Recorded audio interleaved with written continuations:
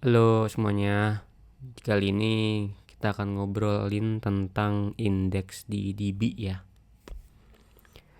Jadi ini baru kita kerasa penting kalau teman-teman atau menghadapi data yang mulai gede dan mungkin awal-awal kayak oh iya ya aman ya aman pas going production sebulan 2 bulan datanya makin gede, terus kayak ngerasa kok lambat ya kan, kok lambat ya, atau mungkin tiba-tiba ada error yang unexpected gitu happen di production ketika coba di reproduce di UAT atau di staging gitu, ternyata oh aman-aman aja di UAT aman, apa dong masalahnya. Kemungkinan banyak juga tuh karena datanya makin gede dan lemot, akhirnya terjadi timeout atau apa segala macam, banyak lah. Nah, pasti kalian sering dengar, oh yaudah kalau udah begitu pasang indeks. Nah, indeks itu apa bang? Jadi gini, lu pernah nggak beli buku ya? Kok pernah? Oke, anggaplah kita beli buku ya kan, buku pelajaran. Nah, di paling belakang itu biasanya ada indeks ya, indeks kayak gini bentukannya biasanya. Ada katanya di sini, lalu ada nomor-nomor gak jelas di samping-sampingnya. Nah, ini adalah topiknya biasanya ya. Oh ternyata epidemi ya itu di di atau ada di halaman 86 ya, ada juga di halaman 155 gitu ya. Untuk yang epidemiologi itu ada di halaman 86 dengan jilid ensiklopedia 3. Nah, ini sama dengan indeks di DB. Indeks di DB juga sama. Jadi gimana caranya kita tidak membebankan aplikasi kita, database kita. Jadi gini, database kita tuh nggak ajaib teman-teman ya. Kita perlu pahami bahwa database kita tuh nggak ajaib. Ini contoh ya di sini. Saya punya data user ini yang di sini tuh ada sekitar 2 juta data user. Terus yang di sini ada 6 juta data inbox ya. Nih. Ada 6 juta data inbox. Data ini nggak ajaib tiba-tiba terus teman-teman nyari gitu user ID. Oh bang, gue pengen nyari user ID, inboxnya punyanya user ID di itu yang mana aja, misalnya gini, saya nyari nih ya kan, query ya kan, query itu gimana ya di sini ya. Oh gini nih, misalnya gini ya, select gini from inbox where user ID. Nah ini nggak ajaib tiba-tiba muncul tes gitu. Kenapa? Karena nanti DB itu akan scan dia. Ada metodenya banyak, tapi yang by default dia tuh sebetulnya scan, SQL scan. Jadi dia dari awal dia ngecek, oh user ID-nya 4F bukan, oh bukan, dia akan scroll ke bawah gitu. Sama dengan kita baca buku terus kita pengen cari, topik epidemi itu di halaman berapa ya? Kita nyari buku halaman 1, kita nyari ada nggak epidemi, oh nggak ada, halaman 2 dan seterusnya sampai halaman 4444 atau sampai halaman terakhir gitu. Oh baru ketemu, oh ternyata epidemi itu ada loh di halaman 86 dan juga di halaman 155 setelah kalian menghabiskan satu buku itu. Nah, dengan indeks kita membantu diri kita ya untuk nyari datanya. Oh, ternyata epidemi itu adanya di halaman 86 tanpa kita perlu nyari lagi atau baca lagi buku dari awal sampai akhir. Begitu juga yang di DB. Jadi, untuk nyari data user atau data inbox dengan user 4F2E itu kita nggak perlu lagi ngelakuin SQL scan dari awal sampai akhir. Kita cukup nyari indeksnya aja. Oh ternyata user ID-nya 2F ini dia punya inbox 4744, 78 di halaman 47, di halaman 474, di halaman 7B7, di halaman 32A gitu-gitu. Jadi akan terbentuk seperti ini. Bentar, apakah kita bisa dibuat di sini? Nah, terbentuklah table atau indeks gini. Oh, kalau gitu gini aja bang, indeks aja semuanya. Ini kan ada kolom nih ya kita. Ini unik nih pemikiran kita. Oh bang, gue tuh ada kemungkinan nyari user ID dan message. Anggaplah kita ada punya 10 atau 12 kolom gitu. Oh yaudah bang, indeks aja semua. Gimana? Kalau teman-teman gak mau nyari kolomnya dan gak frekuensinya di kolom itu, jangan diindeks. Nah, karena gini ya, indeks itu akan membuat data seperti ini teman-teman ya.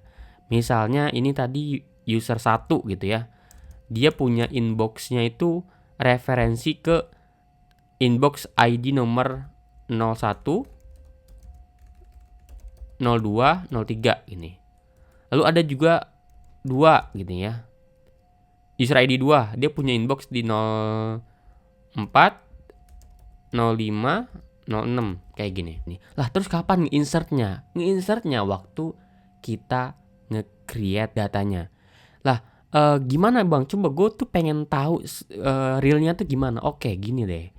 Teman-teman, misalnya kita punya data apa ya yang paling gampang, misalnya data user deh ya, data user. Misalnya ini ya kan ada data 1 ya, misalnya ID 1 gitu, ID 1 dia punya nama Agus gitu ya.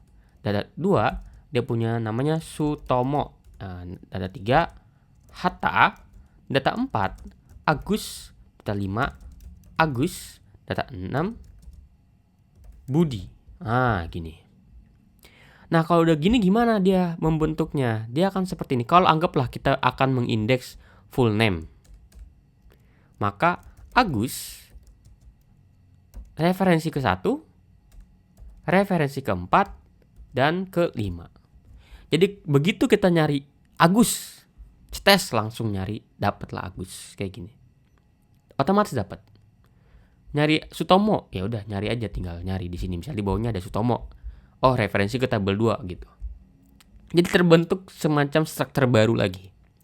Nah, dengan terbentuk struktur baru ini, maka begitu teman-teman bikin indeks, otomatis penyimpanan yang dibutuhkan juga perlu nambah. Kenapa? Karena ada satu struktur baru yang dibuat. Peraturan selanjutnya adalah jangan menaruh indeks di tempat-tempat atau di hal-hal yang frekuensinya berubahnya tinggi ya.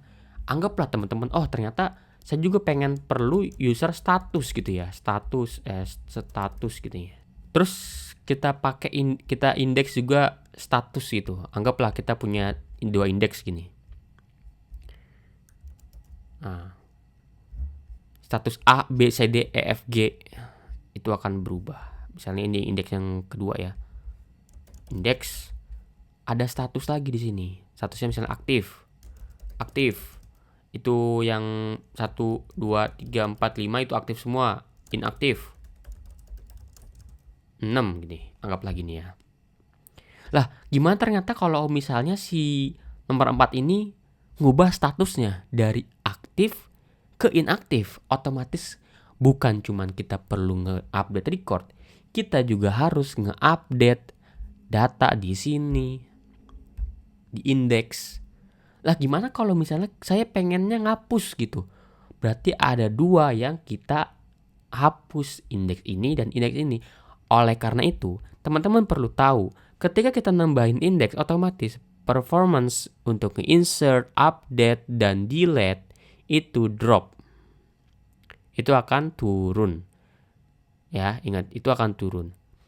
Makanya, nah kalau di update-nya kalau indeksnya itu enggak, frekuensinya enggak tinggi, misalnya anggaplah full name ini jarang diubah atau mungkin enggak pernah dirubah, kayak contoh di sini itu adalah user ID. Kan user ID di inbox kan enggak mungkin dirubah dong. Karena message-nya memang punya dia gitu, enggak akan dirubah.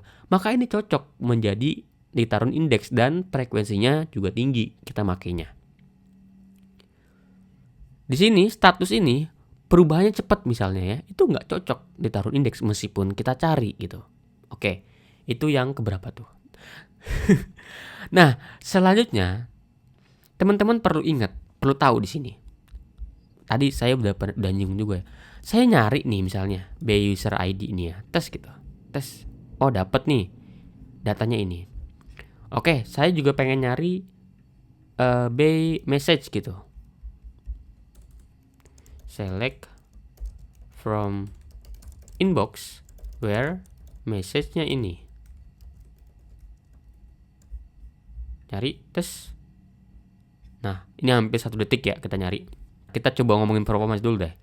Ini lihat ya dampaknya ya ketika kita pakai indeks ya. Nih, lihat 898 millisecond. Kita tambahkan indeks ya di sini. Indeks ini saya nambahin indeks. Saya pengen naruh indeks ini di column namanya adalah user ID. Nah ini, coba, oke. Nah dia akan nge-create indeks sekarang di 6 juta data. Oke, sekarang kita lihat perbedaannya. Nah, jauh kan? Bahkan lebih kecil. Jadi sekarang di sekitar 55 millisecond dari 800 atau hampir 1 detik. Itu kita bisa bayangin sendiri. Di sini baru data cuma 6 juta. Kalau nambah lagi, makanya kalau kita lihat di sini explain ya, di Postgre itu ada explain. Sekarang kita pakai index condition. Nah, kalau dia sequence, dia akan contoh di sini. Saya coba execute plan ya. Nah, dia akan paralel dan indeksnya sequence scan. Dia akan berurutan kayak gitu. Ingat ya, jadi performanya meningkat. Oke, gimana caranya kalau gue tuh pengennya juga user ID dan end message-nya gini. End gini. Coba ya kita lihat bagaimana dengan performanya. Nah, kita lihat di query explain. Row. Nah, bisa dilihat di sini teman-teman ya. Dia yang pakai indeks itu yang mana? Yang di sini doang kan? Nah, user ID aja yang kita indeks. Lalu yang di sini dia akan sequence scan. Jadi setelah kita dapat by user ID, dia akan filter kayak gini. Setelah dapat user ID yang inbox by user ID ini, dapatlah data segini ya kan? Yang 5 data ini, maka sekarang tinggal nyari di message-nya. Itulah pintarnya mereka. Kalau kalian sudah punya indeks yang misalnya anggaplah di sini kalian punya indeks di sini ya. Ini sebetulnya nggak efektif, cuman saya coba edit indeksnya ya. Modify index. Saya tambahkan di sini misalnya message-nya juga saya indeks ya. Jadi ada 2 data. Ada dua column di dalam satu indeks ya. Ini akan ngubah lagi di sini. Oke. Nah, di sini coba kita lihat hasilnya. Ketika di query explain. Nah, dilihat teman-teman di sini. Dia sekarang sudah tidak menggunakan filter. Ingat gak tadi? Kita ada filter. Nah, beda kan? Dia ada filter, sekarang dia pure, pakai indeks semua.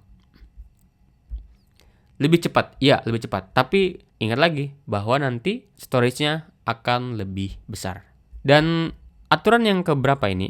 Selanjutnya, kalau kalian bikin indeks, anggaplah tadi indeksnya ini ada beberapa DB. Yang indeks ini harus berurutan. Anggaplah ini indeks yang pertama itu user ID dan message ya. Lalu kalian nyari message dan user ID. Anggaplah coba 3 deh, 3 data. Apa ya? Mungkin status gitu ya, saya coba tambahin ya. New column namanya adalah is read gitu. Lalu boolean saya non-null, lalu defaultnya adalah false. Coba, oke. Sini, terus anggaplah di sini ini agak bodoh memang, tapi cuma saya pengen simulasikan indeks saja, yaitu is read-nya saya coba indeks lagi. Dia akan ubah lagi indeksnya. Nah, sekarang coba saya jalanin query-nya. Ini saya coba explain. Ini is read-nya true gitu. Nah, coba end. Ini coba. Misalnya di sini message-nya saya balik. Nah, dia akan gini, tetap dia akan menggunakan indeks yang sama. Berbeda dengan kalau kita bikin indeks satu-satu, teman-teman ya. Jadi ini akan berbeda. Misalnya anggaplah di sini saya indeksnya ini beda nih ya.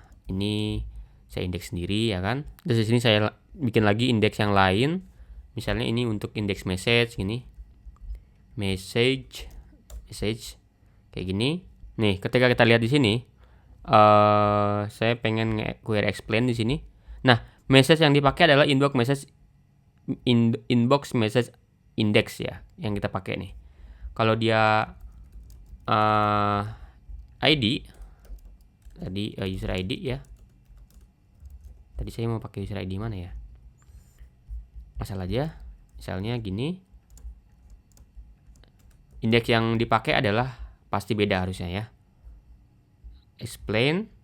Nah, beda ya. User ID ini message. Beda indeksnya.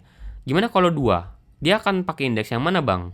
Nah, dia akan menggunakan indeks yang berbeda ya. Dia akan pilih salah satu. Coba cek ya. Explain message. Nah, lihat.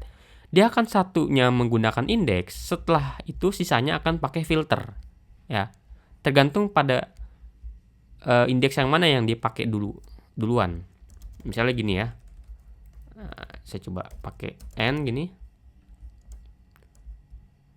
Lalu saya coba explain. Lihat di sini. Dia akan menggunakan salah satu indeks yang sekiranya dia ngerasa dia akan lebih cepat. Yaitu tergantung pada database-nya. Apakah indeks ini akan selalu dipakai? Enggak juga, belum tentu. Karena kadang di database yang kecil, yang mana si database si Postgre ini ngerasa bahwa ini kayaknya nggak perlu pakai indeks deh, karena indeks lebih lambat, lebih overheat. Itu dia nggak akan pakai indeks, dia akan tetap pakai sequence scan. Jadi kalau kayak kalian ketika ngelihat saya udah naruh indeks tapi kok kenapa dia tetap sequence scan ya? Itu kemungkinan satu, dia memang si Postgre ini ngerasa lebih cepat langsung sequence scan. Yang kedua, kemungkinannya adalah indeksnya memang nggak ada. Misal kasusnya adalah teman-teman tadi nyari user ID dan message gitu ya. Ternyata yang dipakai tuh indeks user ID doang, message-nya enggak. Ya enggak, memang begitu karena indeksnya tuh teman-teman enggak ada. Teman-teman hanya punya indeks user ID atau message. Teman-teman enggak punya indeks user ID dan message. Ya, jadi beda itu. Lalu yang selanjutnya, apa dampaknya indeks itu adalah drop-nya insert dan update dan delete. Sehingga yang memungkinkan bagi kita adalah jangan pernah melakukan indeks pada kolom-kolom yang berubah ya, yang ada perubahan di dalamnya gitu. Jadi mungkin itu aja tentang indeks. Semoga teman-teman tidak ngerasa sulit untuk men-tuning DB teman-teman, dan yang pasti jangan ngeindeks semua kolom ya, karena ada yang mengatakan bahwa ini bagus nih. Sekarang semua orang jadi superhero ya, ketika kalian naruh semua kolom jadi indeks, kalian itu akan jadi seolah-olah superhero, tapi nggak ada yang bisa menyelamatkan kotanya karena memang ternyata indeksnya nggak dibutuhkan. Seperti itu. Thank you semuanya.